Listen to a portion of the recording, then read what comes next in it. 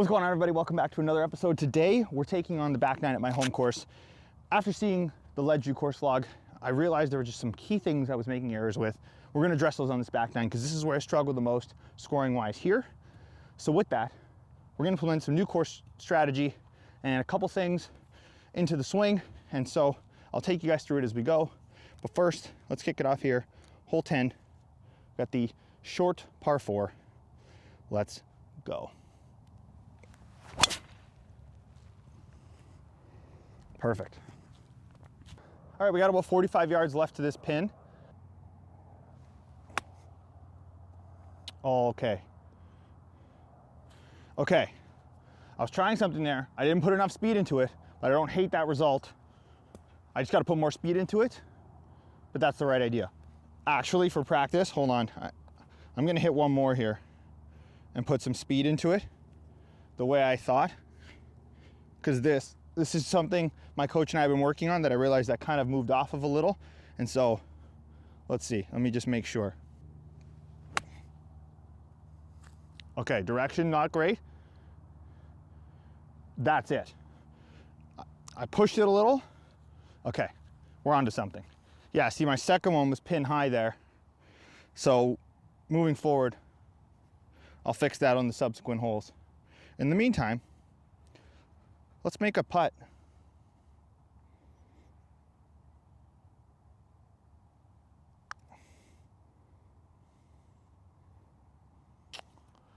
Oh, so close. Just snake at the end. And for curiosity purposes, if we hit this,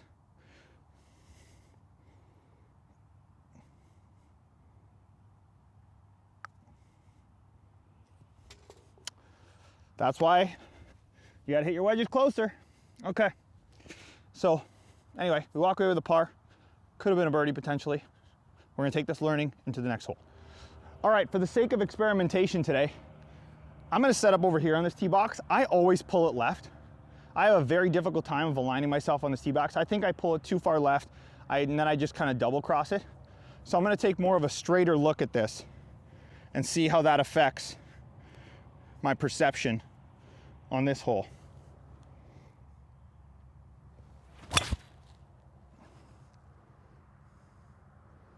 Interesting. Okay.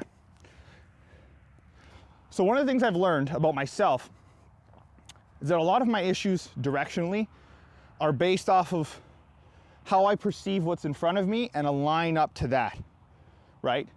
So if I see a certain look, it can sometimes throw me off. So I need to find ways to neutralize those things. And so I think like setting up on this other side of the tee box, it forced me to like hit this bigger cut. Whereas if I set up here, I'm really just setting up for more of a straight ball.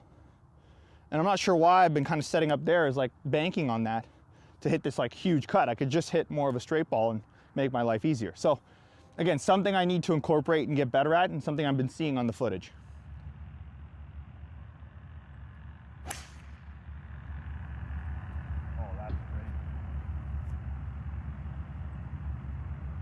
Oh, if that rolls up, that's gonna be incredible. All right, look at that, beautiful people. We've got this for eagle. All right, I think we're going full putter here. Texas wedge. Here we go.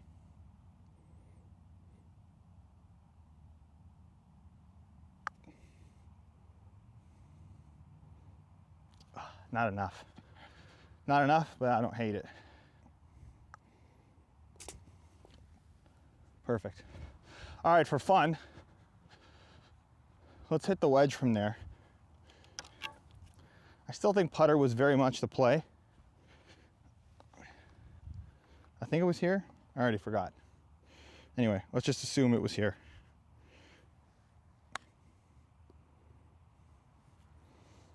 Similar result.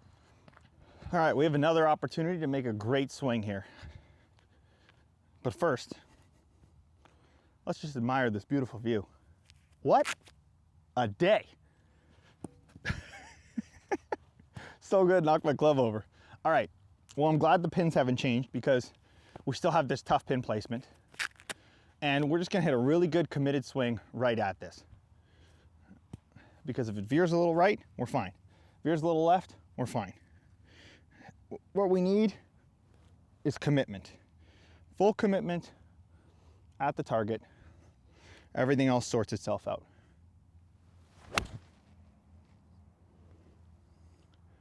That's just a little left, but if it hits the slope, oh, it didn't go down the slope. The joys of winter. Okay, good swing. In the summertime, that's kicking off that slope right to the pin. It just missed the ridge, as you guys can see, which is kind of too bad because that would have taken it pretty close.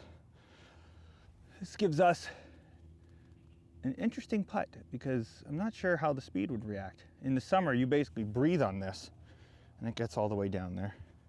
Probably won't be too different here. Just gonna give this a nice firm look.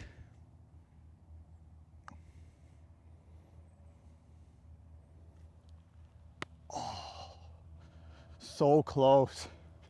A birdie on this hole is a gift. Oh my God. I'll take a par any day here. But if you get a birdie on this hole, it's like, what a gift. I don't know if you saw my driver build video. I've linked it below if you haven't. But this is the best driver I think I've ever owned. And the reason for that is for holes like this, when I want to absolutely shred one, and I can, with all the confidence in the world, to take the aggressive line here.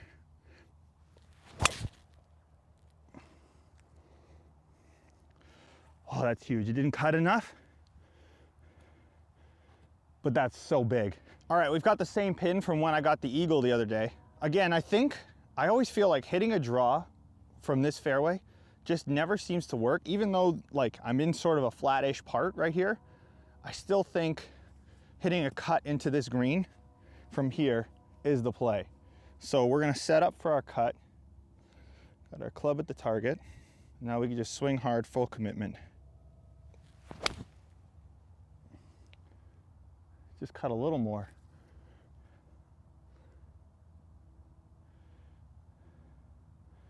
I ended up a little short. Yeah, that landed here and spun back. Ultimately, I think that was just poor club choice.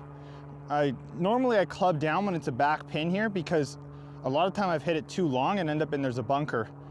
But I guess today there's a little bit of wind in that you can't really feel back there.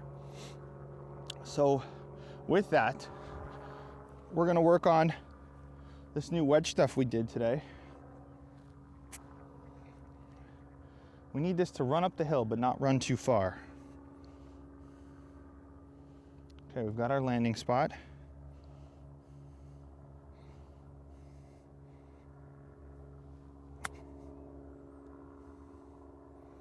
Oh, come on. Guys, let's go. For all of you that have been following, you know that shot was basically impossible before. Impossible. What a life. Wow. The wedges, baby, let's go. That is so cool with that wedge shot. Okay, we've got a little pitching wedge in here. 9-iron will be too much, and I gotta hit it soft, but I don't want this to rip off the front, but I don't know if I have that soft shot that I need into here right now. So we're just gonna hit a stock pitching wedge. When we'll hit it kind of a little chasery. Maybe, that's not true. This is going up there. Well, we're just gonna hit a really good shot and hope it doesn't spin off the green because I still have to work on my other finesse kind of clubbing up into a green like this.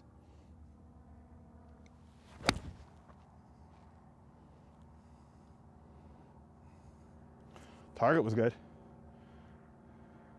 Sit. Yep. See, this is pretty sweet progress. But if you saw my Ledgy vlog, you saw, you know, even though I'm still shooting some pretty good scores here, there's still a comfortability factor I need to build. I still get a little nervous sometimes when I'm in uncomfortable situations and I need to push that boundary. So I'm gonna be venturing out a lot more and kind of filming in other places and putting myself in those uncomfortable positions to put my technique under that stress. The thing I couldn't do before was playing routine, comfortable golf consistently every day. Now that I can kind of check that box, now I need to develop the next muscle, which is getting out on the course, playing against people, getting to different places, putting myself in situations I haven't seen yet, and just building that vocabulary. So that's coming, but the fact that we have this good basis here, and that's why I wanted to play the back nine today too, because if I can score well on this back nine, like I know I can score well in the front. If I can put down like a full solid 18 here and then start traveling that around, now we're really becoming the player we want to be. Wow, that had quite a bit of spin to it. The other thing I think I'm going to try, and this will be part of my off-season testing, I'm using Pro V1s right now. I think I'll go back to the left dash for a bit. I really like the left dash, and I think I always putt well with the left dash. I think the new driver setup will work really well with the left dash, and I'm curious to see how the irons work out. My spin window with the Pro V1 is very good, but I think I could knock off maybe a touch more RPMs. I think that would be very nice. But with that, the Pro V1 has been very solid for me, so I'm not ruling anything out. But anyway, first off, let's just make a putt, shall we?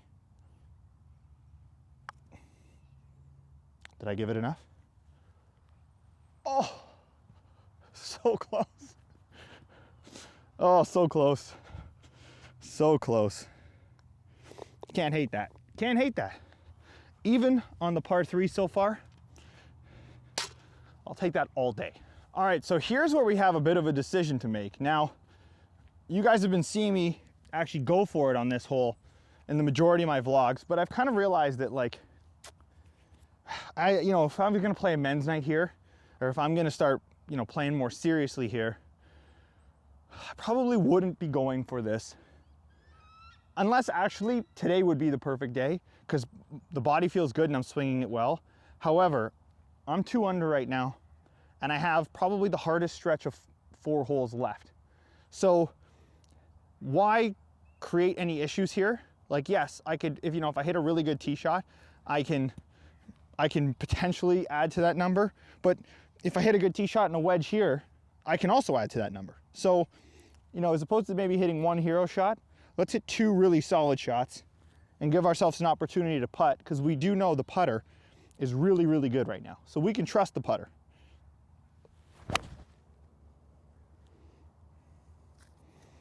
Perfect. All right, I've got 71. It's playing a little uphill. I want to throw it just past the flag, so ideally I want it to go like 74, because anything else might kind of slip off the front. Oh, let's go. Let's go.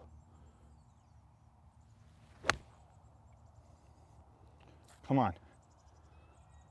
Oh! No! No! No! Oh, that was too accurate. I can't even be mad at that. This has got to be the weirdest feeling, because I have never been happier to be in this position. This is so funny. Oh my goodness. That's so funny. Like, probably hit one of the most perfect wedge shots I've ever hit, and I now have a struggle to get up and down. That's just too funny. All right.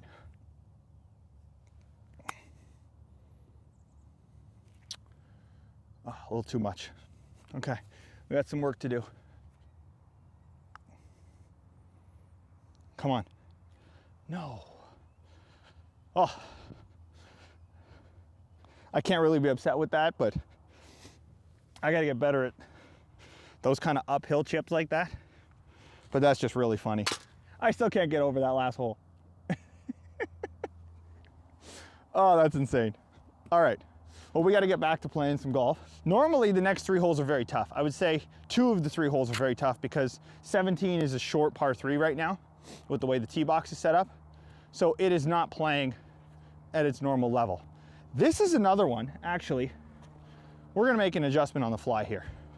I'm changing this tee position to here. because I think I'm having the same problem I have here that I have on hole 11. And you see on hole 11 how I changed the tee position, so now it's a straighter ball. I think that's what I need to be doing here. And I don't have to hit this huge cut. I pulled it. Ah, that's annoying. Hopefully we have a look.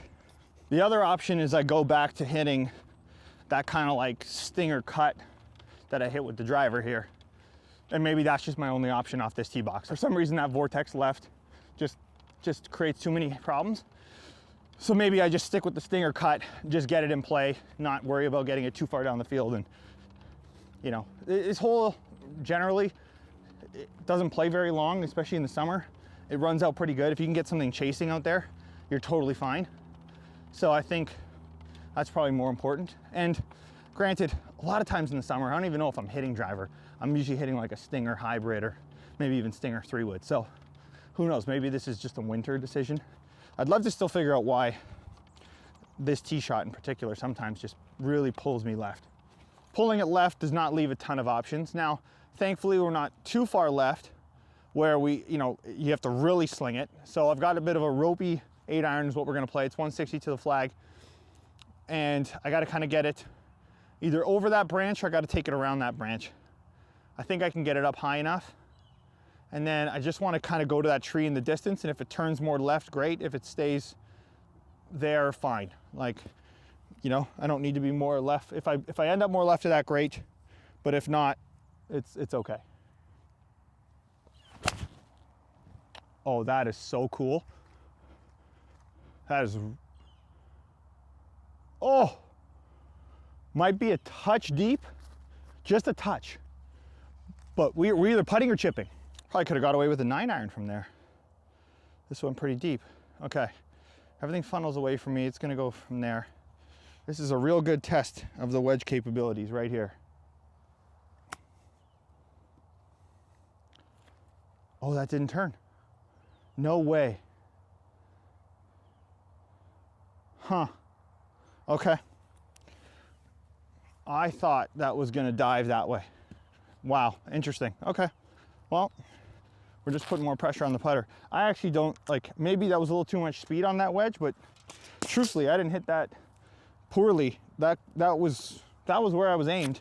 So that's, could have just picked a better target. But, oh, you know what? From here, you can kind of see it a little better. Damn, I should have given it another look. From up there, it looks like it crests this way a lot more. Yeah, that's my mistake. Okay. Well, I'll know for next time. But for right now, we have a putt to make. Oh my goodness. Oh, we give them both back. All right, well, they've changed the tee box here. They've made it a little further back. It's about 115 now to the flag versus 100. Still gonna go same club. This is where I need to buy a gap wedge, because I probably could hit a softer gap wedge in there. A softer pitching wedge from here I don't love, especially when I gotta like hit it to a front pin like this. So we're gonna hammer a sand wedge basically right at the tree, and if it turns, great, and if it doesn't, great.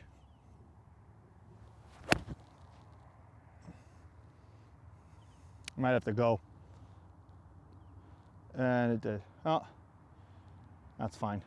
And the reason why I haven't picked a gap wedge yet is because I don't know if you guys saw my Instagram video, but I've created a bit of a rule for myself for the what's in the bag this year. So the rule is one brand can't dominate more than one category of the bag. So for example, I have Ping hybrid and a Ping 3-wood. So that means for the woods, Ping can only operate in the woods area. Now, if you saw my driver video, you know I have a Callaway driver, but that also means I have a Callaway club in the bag. So that means I have Callaway driver, Ping woods, nothing else can be Callaway or Ping in the bag. Now my irons are Strixon right now, and they're probably gonna stay Strixon. My 60-degree wedge is an Edel 60-degree, and right now I have an MG2 56-degree.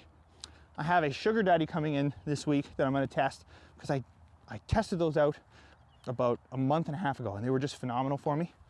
And so I don't want to get a gap wedge until I know whether I'm going with the MGs or the Sugar Daddies. And then that should kind of wrap up my bag. So we're almost there, but we just got to do some testing first. Would have been nice to have a gap wedge for this shot right here. Well, the tee shot, not this shot. For this shot, to be honest, this is a great opportunity for us to kind of flex those new wedge skills. And that's exactly what we're going to be doing right now. Flexing those wedge skills.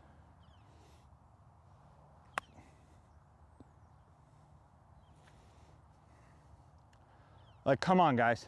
That is so sick to feel. Because if you've seen any of my videos from any period of time, you know that that last wedge shot was gonna be an automatic bogey in most cases, okay? I would have ended up probably here, or I would have ended up over here. I would have not ended up where I ended up. So it's so cool to be able to hit these shots now. Wow. All right, heel cut.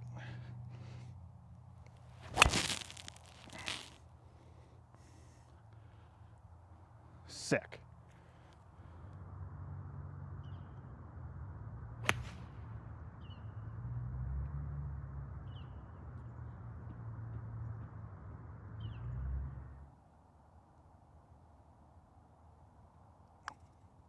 I think I hit it too hard. Just a bit. Nice. All right, lots of positives to take away from today's practice. I think definitely made some strides on some of the wedge things I wanted to clean up post ledge view. And like I said earlier, I need to keep pushing myself out of these comfort zones. Like, obviously, you know, playing here is great, and it's gonna work to my advantage whenever I have to play men's nights and other competitive rounds here, but I need to venture out more and put myself in uncomfortable positions to really test the game. But I think we've made a lot of good foundational strides, and I think you guys have seen from the constant videos is that day to day, the volatility is not crazy. So we just keep refining, keep refining, keep refining. I think some better club selection choices and owning a gap wedge will be beneficial. Hopefully next time I won't smash a pin and get a bogey that way from being too accurate, which can't really complain too much about. And the putter's just been great. I feel really confident with the putter. So all these things just gonna keep compounding. Again, it's the beginning of January. This is great. This is the beginning of January. We have so much time to continue to just compound. And if this is, and as long as this weather keeps rocking, like, I'm gonna be able to get so many reps in and just keep this train moving. So hope you guys are enjoying the constant videos. Like and subscribe if you haven't already. Join me on my journey to become a professional level golfer. And I hope you have a wonderful day. I'll catch you on the next one. Peace.